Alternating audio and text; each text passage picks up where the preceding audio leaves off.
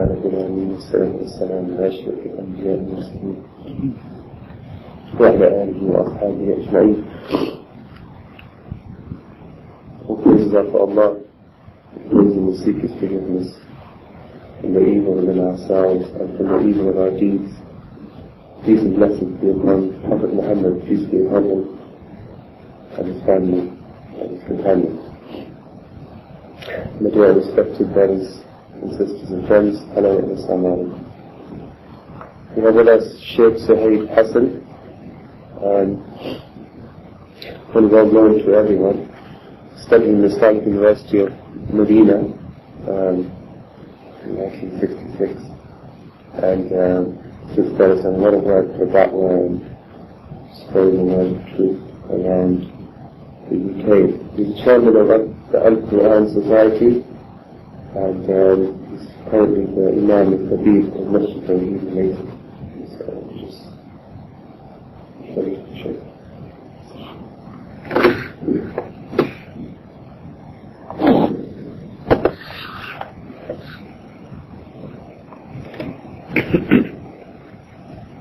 بسم الله الرحمن الرحيم. الصلاة والسلام على نبينا محمد وعلى آله وصحبه أجمعين. أما بعد, dear brothers and sisters, the topic which is given to me is how Islam has benefited the humanity. Now let me quote one verse of the Quran first. Allah subhanahu wa ta'ala has said, إِنَّ الدِّينَ عِنْدَ اللَّهِ الْإِسْلَامِ. Indeed, the deen or religion with Allah is Islam. Another verse is, وَمَنْ يَبْتَغِ غَيْرَ الْإِسْلَامِ دِينًا فَلَنْ يُقْبَلَ مِنْهُ وَهُوَ فِي الْآخِرَةِ مِنَ الْخَاسِرِينَ. Any person who seeks any other religion other than Islam is not going to accept it from him, and he would be among the losers on the day of judgment. When a Muslim says such words, a non-Muslim would say, what? Islam is the only religion? There is no other religion accepted by God? We are not going to accept this. To answer this, we have to say that every person who has attained his mental majority must have faced with these three questions in his life. Who created him? What is the objective of the creation? Why is he here on this planet? And after death, where he is going to end up? Now, so many people, they have tried to answer these three questions. Philosophers, historians, reformers, prophets, there are so many answers. Now the right answers which have come from the prophets of Allah subhanahu wa ta'ala, they solve the mystery of the creation. And what are the answers which have been given by the prophets of God, including Muhammad, the last prophet, Muhammad sallallahu alayhi wa sallam? That Allah, you say God, though God is not the proper translation for Allah. Allah means the one who is the only one who deserves our worship. Allah has created us. And why did He create us? The answer comes from Al-Quran, وَمَا خَلَقْتُ الْجِنَّ وَالْإِنسَ إِلَّا لِيَعْبُدُونَ. I have not created the jinn and the human beings except to worship me. And the third question, which is where we are going to end up after our deaths, the answer is that this is a temporary phase of life through which we are passing now. The grave is also a temporary abode for us. That is not the final stage. At the end we are going to be resurrected, we will face God, and the human people, according to their beliefs and actions, they would enter either the paradise or the hellfire. Now, why do we believe that these are the right answers? First of all, God is the creator. There should be one creator behind this universe. Because we see that all the different objects in this universe, they are cooperating with each other. They are not against each other. The sun, the moon, the earth, the rain which comes from the heavens, the growths which we find on the earth, all these natural phenomena are cooperating with each other. So we have a harmonious life in this world. It shows that there is just one hand in operation before this universe. Just imagine, if there are two drivers in a bus, and both of them they are driving the bus in opposite direction, what is going to happen? Just imagine if there were two prime ministers in this country, what was going to happen? In the same way, we believe that the harmonious operation of this universe shows that there is one authority behind it, and that is God, and that is Allah. Allah who created this universe, why did He create that universe? The answer is that Allah subhanahu wa ta'ala has created another world, a very beautiful one, a very pretty one, that is known as paradise, Jannah. He has created us, the children of Adam, and He has placed us in a trial, and the purpose of that trial is to pick the ideal people for that as Jannah. If you ask this question, what is God doing? You can say that God picks the people for His Jannah, the ideal people, the most ideal people.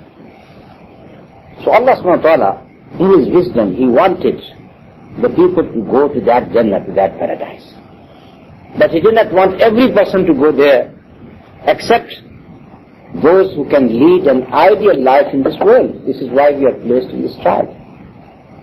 A very tiny trial was given to our grandfather Adam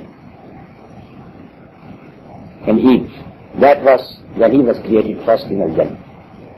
Not to approach a certain tree. Persuaded by Satan, he ate from that prohibited tree. The shames were exposed to them. And at that time they knew that by disobeying God, everything which was provided to them by God was taken away from them. They got a heavenly dress, and when they disobeyed God, that heavenly dress was removed. And as you read in the Quran, the first thing they started doing after the heavenly dress was taken away from them, they started covering themselves from the leaves of the trees of Jannah, of the paradise. And this also shows that the nature of the man is to cover himself. Nudity is not the nature of the man at all. Anyhow, that was the trial which was given to Adam, to show to us, we are the children of Adam, that you are placed in a similar trial. The whole world is open and free for you. Enjoy that world. But there are few things which are prohibited. Among foods, as you know that there are few things you should not eat, few drinks you should not touch. In the same way, in transactions and sales, there are few things which are prohibited, like interest, like gambling, like your national lottery. Few things in which we have been placed as a trial. And if you pass that trial, then you deserve that Jannah, which is created by Allah. Now Allah subhanahu wa ta'ala wanted from us that because He is the creator, we should only serve Him. We should not serve anybody else. And that is very natural. A person employs another person, he says, Allah, you have to work from dawn to dusk in my store. And I am going to pay you at the end of the month. But this person does not work for me. He works for the other store. And at the end of the month he comes to me and asks me, where are my wages? I will say to him, man, you are not working for me. Why you are asking me wages? Allah subhanahu wa ta'ala who created us, who has provided us everything in this life. Just look at yourself. You are a human being. He has created you human beings. Isn't that the biggest favor He has done to you? He could have created you as baboons. You would have been jumping on trees and in Africa, in jungle, huh? You were starting. You were just starting. You could not explain yourself. But He did not create you baboons. He could have created you in donkeys. Yes, just a lot of loads on your backs. Poor people just carrying the loads all the times. He has created you as a human being. That is the greatest favor He has shown. He has created you in the best form. وَلَقَدْ خَلَقْنَا الْإِنسَانَ فِي أَحْسَنِ تَقْوِيمٍ. We have created the man in the best form. Look at your face. Eyes, nose, mouth, in a very perfect manner. What about if these eyes were at your neck here, huh? At your neck. So every time you have to turn back to see what is happening. Mouth, it is here. If it is in the belly here, you have to put everything in your belly instead of putting in your mouth. So if you see the location of everything in your body, it shows that Allah subhanahu wa ta'ala has created you in the best form. Man is the only animal who walks with his head high. All the other animals, their heads are stooped. This is how they walk. Except for gorilla, because gorilla is the nearest animal to the man. But anyhow, gorilla itself, it stoops its head as well. So Allah subhanahu wa ta'ala has created you in the best form. So it means that you have to worship Him. What is our worship? The prayer. Allahu Akbar. When you stand in this way, that is only for God. You bow down, that is for God. You prostrate, that is for God. You place the highest part of your body, your forehead on the ground, only for God. Can you place it for a human being? No, you can't. Can you bow down for a human being? There may be some greeting among the Chinese, as this lady has visited China, they bow down to greet someone, to the other people. That may be tradition. But just to bow down in prayer, as we bow down, that is only for God. So what Allah subhanahu wa ta'ala wanted from us, that because I have created you, I have provided you everything that you need in this life, then you should worship me. And people started drifting away from this. Throughout the history we have seen the people going away from that worship of God, one God, which is known as Tawheed, oneness of Allah subhanahu wa ta'ala.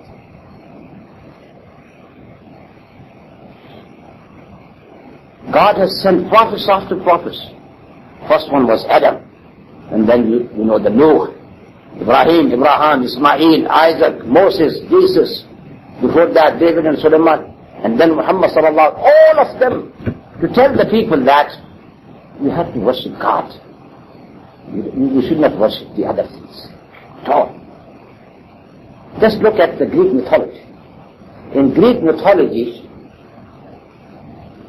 they worship the stars. They got so many gods, all named after different stars and planets. These gods are quarreling always with each other. Everyone wants an importance.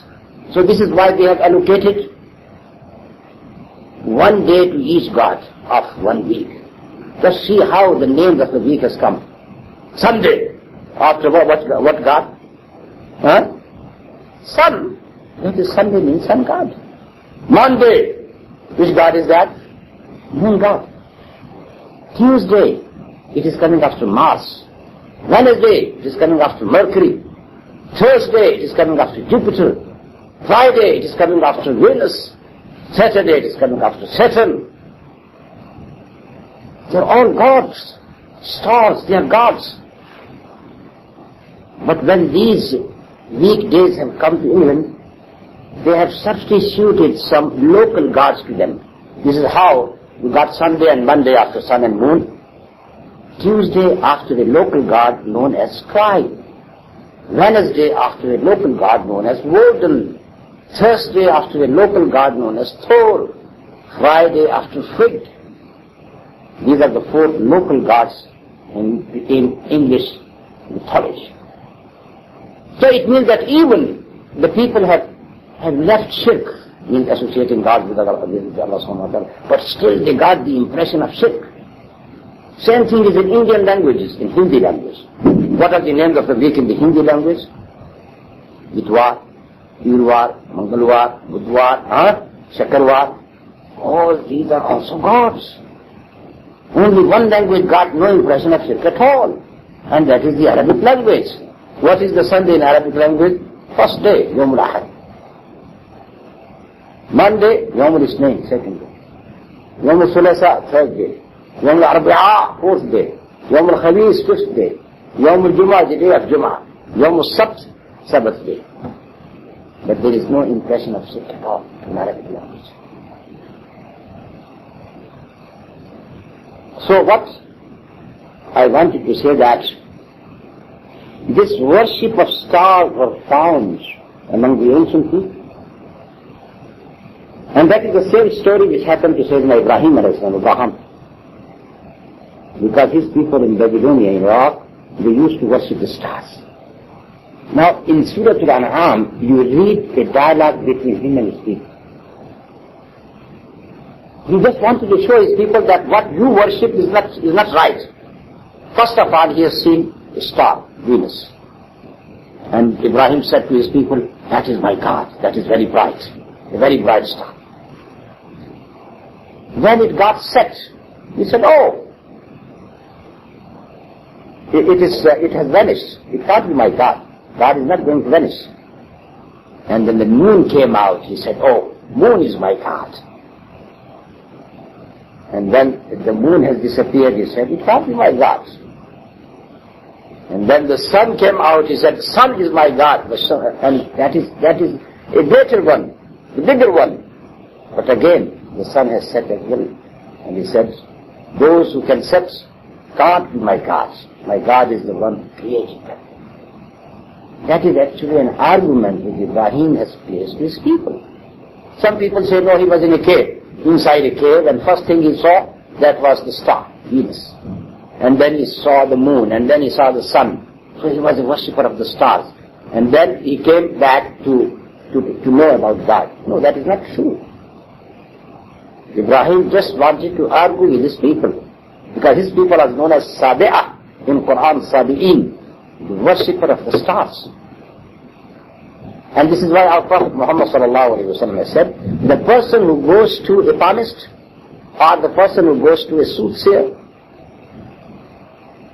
the person who tells you about your future looking into the star, has done kufr, infidelity.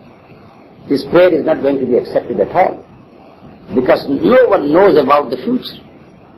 The future, which is known as ghaib, something hidden, that is only in the knowledge of Allah subhanahu wa ta'ala. Why a prophet is called prophet, Nabi? Because he gives you news of the future, but these news of the future comes to him through revelation. God reveals to him, and this is how he can give you some information.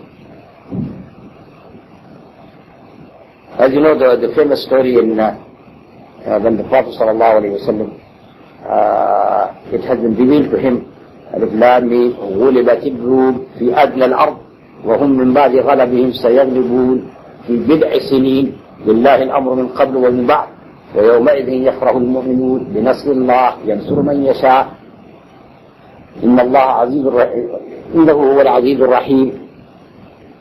غلبت الروم, Romans have been dominated, and after that defeat they are going to dominate within few years' time, and that day the believers would be very happy.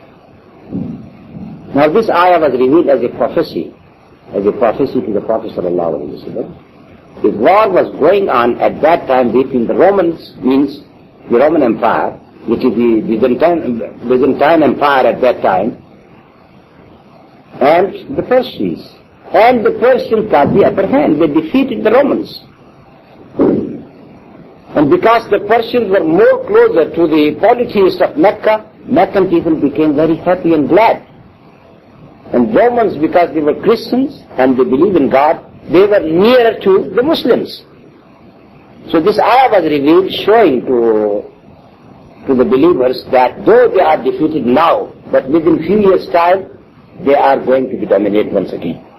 That was the prophecy about the future, and this would happen. After a few years' time, the Byzantine emperor was dominant, and they have captured Jerusalem once again. And then the Byzantine emperor came to Jerusalem to pray as a token of thanks to God at that time. And there he received the message of our Prophet Muhammad sallallahu alaihi wasallam, a letter from him, which said to him, Aslim Taslam, be a Muslim and you will be in peace and security. And if you don't, then you will take the burden of the sin of yourself and your subjects. The king received that letter when he was in Jerusalem. And you may recall that famous story. He said, is there any Arab here around so I could ask him some questions about Muhammad? The leader of Mecca, Abu Sufyan, was there in a trade journey. He was brought. And then there was a dialogue between him and the Abu Sufyan.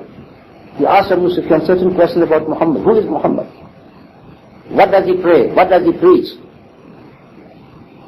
And he said he preached that we should be sincere, we should be truthful, we should pray only one God, worship only one God. All things he said true about Muhammad sallallahu alaihi wasallam. And then he said, did he say a lie in his life? And Abu Sufyan could not say that he spoke a lie, because Muhammad sallallahu alaihi wasallam did not speak any lie. Abu Sufyan now thought about one thing. During those days, Prophet has claimed that he came to Jerusalem at one night with Angel Jibreel or Gabriel, and he prayed there with the prophets, and then he came back. Within one night time, that was a miracle of God. Anyhow, he said, now he claims that he has visited this place, Jerusalem, and I don't think it would happen. So that is the only thing Abu Sufyan could say about our Prophet Muhammad sallallahu alaihi wasallam. Anyhow, that is another story. We just leave that story. So what I was saying, that Nabi means the one who prophesies about the future, but only through the revelation. And there is the hadith of the Prophet, the saying of the Prophet, that with our Prophet Muhammad sallallahu alaihi wasallam, prophethood has come to an end. There is no more prophet after him. Only a little window is open to peep into the future, and that is the good dreams. The good dreams means the true dreams. So through true dreams you could see something of the future. But the dream language is totally different. So many people, they can't understand that language at all. You need some scholarly people who could interpret for you what this dream means. Because in dreams your soul got a journey, and in that journey it can see something of the future. And there are so many other things which normally mixes up with that dream, and it depends upon the state of the person. If you are a true person, your dreams are true. If you are a false person, you speak a lot of lies, then your dreams would be a mix-up of truth and falsehood. Anyhow, there is the person who goes to the soothsayer, or the person who looks into the stars and then he speaks about the future. That's no place in Islam at all. That is falsehood. It can't happen at all. So what I wanted to say that Islam, by the Advent of Islam, all the different types of shirk associating gods and deities with Allah subhanahu wa ta'ala came to an end. The planets, which were object of worship, they were turned into object of research. All the research which has been made among the Muslims in our golden days and among the Europeans later, that is the favor of Islam, which has turned the stars into an object of research, not the object of worship. Remember the saying of the Prophet when his son Ibrahim died, On the very same day there was a sun eclipse. Some people thought that because of the death of Ibrahim, sun got eclipse. And what was the statement of the Prophet at that time? Prophet prayed. There is a certain prayer which is known as eclipse prayer. And that is a very long prayer until the eclipse disappears. So Prophet prayed to God, and then he made a sermon. And in that sermon he said, sun and moon, they don't have eclipse because of the death of a person or the life of a person. So the people should know that there is no relation between the death of Ibrahim, his son, and the sun eclipse. Not at all. They are two different things. If Muhammad was a worldly leader, he could have said at that time, look, even the sun got eclipse because of the death of my son. But he did not say that. He is negating the greatness of the human beings, or the greatness of these planets. Both are servicemen in the hand of Allah subhanahu wa ta'ala. So I could say that is one of the greatest favor which Islam has done to humanity, to remove all the impressions of shirk, associating deities with Allah subhanahu wa ta'ala. You have to direct your worship to Allah alone. Christianity got the concept of God as well, but we believe that Jesus is the Son of God, and He expiated for the sins of mankind. Let me give you an example, if you can accept this example. Suppose the king who got some prisoners, all was sentenced to deaths because of their crimes. And they were all expecting their deaths. Anytime they are going to be hanged. Now one day the king said to them, I can free you, all of you, but with one condition. They were very happy. Yes, you are going to be free. What is the condition? He said, the condition is that you have to slaughter my son. Kill him. He said, why? He said, no, you have to slaughter my son. If you don't slaughter my son, you are not going to be freed. If you ask any person, is it reasonable? Is it reasonable condition? Nobody would say that it is reasonable at all. Why the son of the king should be slaughtered for the freedom of those criminals who were sentenced to death? That is not logical at all. So this is why when Quran has said about this issue, it is very clear about that. That Isa or Jesus did not say that I am the Son of God. He said, Ana Abdullahi wa Rasuluh. I am one of the servants of Allah subhanahu wa ta'ala and His messengers. Read Surah Maryam, Mary. What a great chapter about Mary, about the birth of Isa alayhi salam. When Maryam brought Isa, the infant, in her laps, and people said to me, Ya Ukhta Harun, ما كان أبوك امرأ سوء وما كانت أمك بغيا. Oh Maryam, oh sister of Aaron, from where you got this child? Your father was not a bad person, and your mother was not a bad woman. From where you got it? فأشارت إليه. She just pointed towards Isa alayhi salam. قال إني عبد الله آتاني الكتاب وجعلني نبيا وجعلني مباركا أينما كنت وأوصاني بالصلاة والزكاة ما دمت حيا وبرا بوالدتي ولم يجعلني جبارا شقيا والسلام علي يوم ولدت ويوم أموت ويوم أبعث حيا ذلك عيسى ابن مريم قول الحق الذي فيه يمترون ما كان لله أن يتخذ من ولد سبحانه إذا قضى أمرا فإنما يقول له كن فيكون. She just pointed towards the babe, and the babe spoke in the cradle, saying, Inni Abdullah, I am the abd, I am the slave of Allah. Allah has given me the book. وَجَعَلَنِي نَبِيًّا, He made me a prophet. That is the word, جَعَلَنِي نَبِيًّا. And He made me a blessed person wherever I am. And he asked me to pray and to give zakat as long as I am alive. And he made me very loyal to my mother, because some of the ancient scriptures, they say that he was not good to his mother. No, he said, I was made loyal to my mother. He was respecting his mother. And then he said, peace be upon me, the day I was born, the day I was dying, and the day I am going to be resurrected. And then Quran says, ذَلِكَ عِيسَى ibn Maryam. That is Jesus, the son of Mary. Allah subhanahu wa ta'ala did not declare Isa as his son. His miraculous birth does not mean that he becomes the son of God. He can create anything by just simply saying, "Kun, be," and it is there.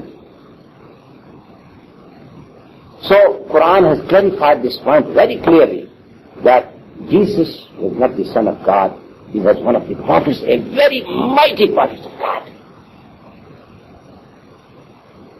And this mighty prophet of God would come once again. Why Muhammad is not coming again?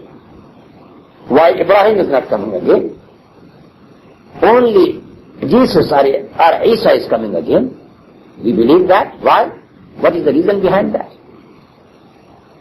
There is a very obvious reason. When Jesus came in the first coming, the Jews among which he was raised declined him, disowned him. They said he is an illegitimate child. They did not believe in him. He was a true prophet of God, and they accused him of so many things. They accused his mother. So they declined him. They were still waiting for the true Jesus to come. So in the first instance when he came, a mighty nation, Jews, they declined him. Now, was he crucified? No, he was not crucified. Someone who got his resemblance was crucified. Yes, there was a person who was crucified. He may be Judas Iscariot. He may be any other person. But he was not Jesus. Where was Jesus? He has been lifted alive to the heaven. And he would come down in the very same state in which he has been raised. At that time he has taken his bath, when he was raised alive to the heaven. And when he would come down, according to the hadith of the Prophet ﷺ, the drops of water would be shining on his forehead from the same bath, because he was kept in the very same state in which he had been raised. He would come down in Damascus and see. Why he is coming down once again? Because there would be Antichrist appearing at that time. This Antichrist in our Arabic sources is known as Dajjal. Dajjal, the impostor. Now that impostor, he would say to the people, I am Al-Masih, I am Messiah. I am the Messiah. Now the very same people who declined him, who rejected him at that time, they are going to believe in him. They are going to believe in the Antichrist. Dajjal, they would follow him. So Allah, God has to send Jesus once again, Isa once again, to tell the people that he was the true Isa, the true Messiah, not the false Messiah. And at that time, the Muslims would be after Messiah, the true Messiah. The Christians, they would believe in him as well. And that is also a prophecy which is given in Quran. وَإِن مِّنْ أَهْلِ الْكِتَابِ إِلَّا لَيُؤْمِنَنَّ بِهِ قَبْلَ مَوْتِهِ. Every Ahlul Kitab, every person of every believer in the scripture is going to believe in him before his death, before the actual death of Messiah. So it means that the Christians at that time, all the Christians at that time, they are going to believe in the true Messiah. They would be after him along with the Muslims. And then there would be that fighting, great battle between Messiah and the anti-Messiah, the Dajjal. And according to the hadith of the Prophet ﷺ, Jesus, our Messiah, the true Messiah, is going to kill him at a place called Lud, which is not nowadays, and it is a military airport in Israel. And we can say that whatever in hadith, whatever the Prophet ﷺ has said about the last battle between the followers of the true Messiah and the followers of the Antichrist, the Dajjal, that is going to happen. And this false Messiah is going to be killed at Lod. 50 years ago, people got no knowledge of Lod at all. Lod is a small place in Palestine. Nobody knew about that. What is the great significance of that place? But now, after the establishment of Israel, we know how important is that. The stage is being set in that matter.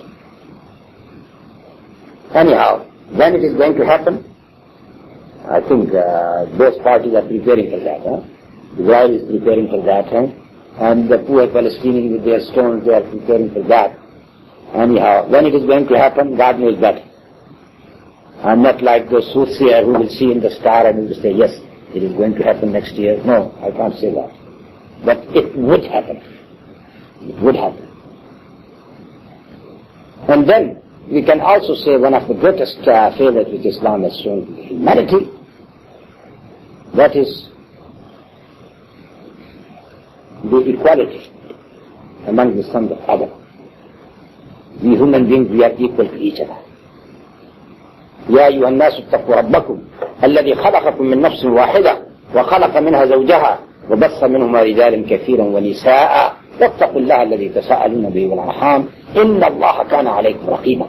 For mankind, fear your Lord who has created you out of one person, that is Adam, and from Adam he created his mate, that is Eve, and from both of them he created so many men and women. We belong to the same family. We are the members of the same family, so we are equal to each other.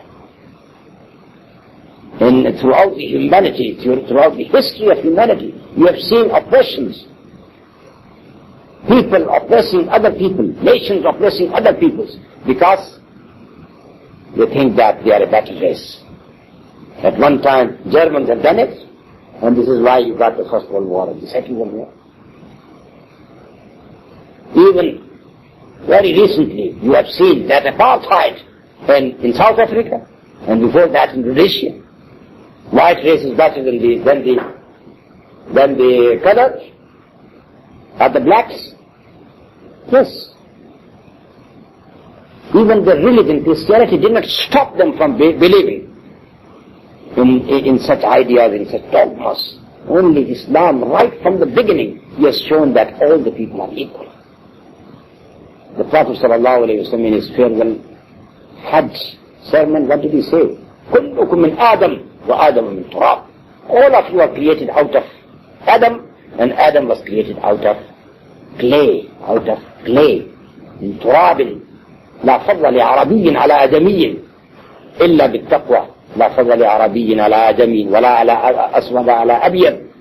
There is no excellence for an Arab upon a non-Arab, for a black upon a non-black, for a white upon a non-white, except with one thing, and that is taqwa, the fear of God. That is what what the Prophet ﷺ says. This is why one of the greatest historians of this century, Toynbee, has said that Islam has given two presents to humanity. One is the equality of the race, and the second is abolition of wine. Equality of race, yes, you can see that. And abolition of the wine, liquor, that is only in Islam. Everything which intoxicates your mind is prohibited. All the sane people believe that wine is not something good. For the best gift which is given to you, and that is your intellect. And the wine is going to impress your intellect. After taking a good quantity of wine, now a person who is intoxicated, he may be lying in the mud, but he would be saying that, oh, I am in the royal palace, on the queen's bed. He would be thinking in this manner, because his intellect is taken away completely. You don't allow a person and a drunkard person to drive. Why don't you allow him? If it is something very good, you should allow him. But you know that a drunkard person can't drive. You don't allow him to drive a car, but you allow him to drive the whole country. A drunkard person can be a prime minister. He can be a president of a country. This is what happened in Pakistan. One time Yahya Khan was the president of Pakistan, the most drunkard president of Pakistan. And during his time, Pakistan was partitioned into two. And Bangladesh was created. Why? Because of this drunkenness of that person. Islam is the only religion which says that wine is prohibited.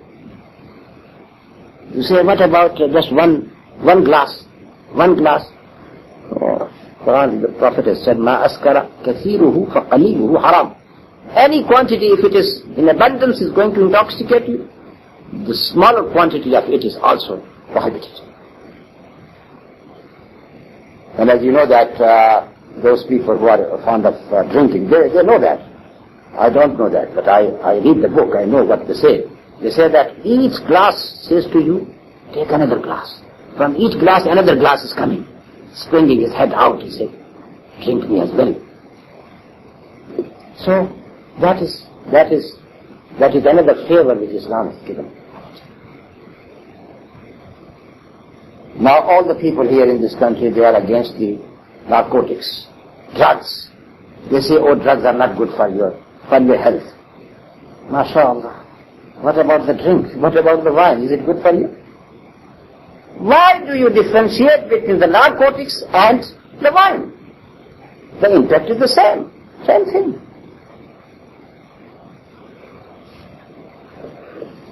This is why they say that Islam is very logical. Anything which is injurious to your life, that is haram. Allah subhanahu wa ta'ala said about the Prophet Muhammad sallallahu alayhi wa sallam in the Quran, يُحِلُّ لَهُمُ الطَّيِّبَاتِ وَيُحَرِّمُ عَلَيْهِمُ الْخَبَائِثِ. He makes the good things halal for them and bad things haram for them. That is a general principle. In that principle you can decide so many things because the door of ijtihad is open. Ijtihad means that if you don't think anything, if you don't find any ruling specifically mentioned in Quran and Hadith, you got these principles. Through these principles you can decide. What about cigarette? What about smoking? There was no smoking in the time of the Prophet ﷺ, so he did not speak about that. This is a modern invention. Modern invention.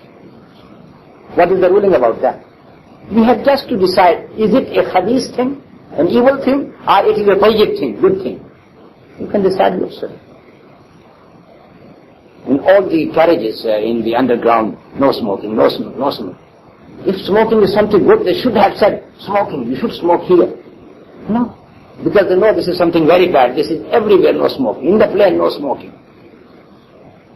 If you want to sit next to a person who smokes, after a few minutes' time you have to run away. You can't sit with him. Why? Because of the bad smell which is coming. Even this person resembles the hellfire. With so much smoke coming out from his nose and from his mouth. He is resembling the people of the hellfire as well. What about wastage of your money? You may have not the last pound in your pocket to buy bread for your family, but you are going to buy the cigarettes. So this is why we say that everything which is injurious to your health, that is prohibited in Islam. Anyhow, let me say something else and then I can come to the end of the speech because we have to pray Salat al-Asr as well. The belief in the hereafter, one of the very important belief of Islam, belief in the hereafter. We believe that one day we are going to be resurrected and we have to give the accounts of our life. God. Everything has been recorded by God. You can't deny it. On that day Allah subhanahu wa ta'ala will say, اقرأ كتابك كفى بنفسك اليوم عليك حسابا عليك حسيبا. Take account of your life and judge yourself by yourself. You can't deny everything because everything is recorded. Even what you say, what you think, what you do, everything is recorded by God. The tape recorders of God is better than your tape recorders, huh? Your tape recorders may fade away one day, but that is the recording by the angels. So nobody is going to deny. Anyhow, we believe in the hereafter. And because of that belief, the life of a Muslim is molded completely. It is girded completely through disbelief. How? I'll give you the example. There are two persons in the prison, and both are trying to get out of that prison. They want to break the walls of the prison and come out. One person thinks that once I come out of Worms Cup, that is one of the prisons here, I used to go there a lot, not as a prisoner, please, I was Imam on Fridays for the Muslim prisoners, so I have visited for about 18 years that prison. One day I did not know, I went to one of these buildings, and the door was not open, so I just pressed the bell. The bell was there, pressed the bell. And what happened? Oh, all the guards from every corner of the prisons are just flocking towards me. What happened? And then they saw the Imam standing there. He said, oh, we thought that there is an effort to break through the walls of the prison, from any prisoner. This is why we have come. He said, don't touch this bell. This bell is only for for very extreme danger situation. Don't touch this bell. I said, I did not know. Nobody was opening for me the gate. That is the inside gate, not the outside gate. So I just pressed the button of the bell. Anyhow, these are the two prisoners. One was thinking that once I got through of this prison, and as long as I come out of this prison and then I come out of England, I would be free. Nobody can touch me. So this person, once he comes out of that prison, he will be just taking precautions not to be detected, not to be seen by the people, in England only. Once he takes a boat and he goes away to France or to Belgium or to any other country, he thinks that he will be safe and sound. On the other hand, the other person knows that even if he goes to any country throughout the world, even to Brazil, the English police through this Interpol is going to catch him. So they are very intelligent, or their hands are very long. They can reach anywhere through the world. So this person, even if he goes to Brazil, or to Argentina, or to Fiji, or to any